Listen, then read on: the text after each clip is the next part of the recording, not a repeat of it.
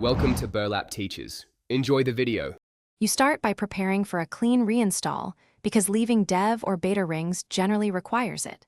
Back up everything and export product keys or licenses. Once done, download the official Windows 11 stable ISO or run the media creation tool on a healthy PC. Create a bootable USB of at least 8 GB and make sure the file checksum matches. This prevents corrupted installs. This step removes insider enrollment cleanly, so don't skip verification. It avoids wasted time later. You now perform the clean install.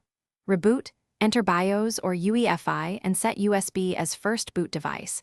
Disable secure boot only if the installer forces it. Start Windows setup and choose Custom Install. Delete the insider system partitions and install Windows to the primary drive. Once the install runs, keep the PC offline during setup if you want to avoid automatic re-enrollment. Use your original edition key or skip product key entry and activate later. This ensures you land on the stable, non-insider build. Finish by installing drivers and running Windows Update repeatedly until the system is fully up to date. Make sure feature updates apply normally. Once online, open Settings, then Windows Update and Windows Insider Program to confirm you are not enrolled. Sign out of any Microsoft account tied to insider enrollment if necessary.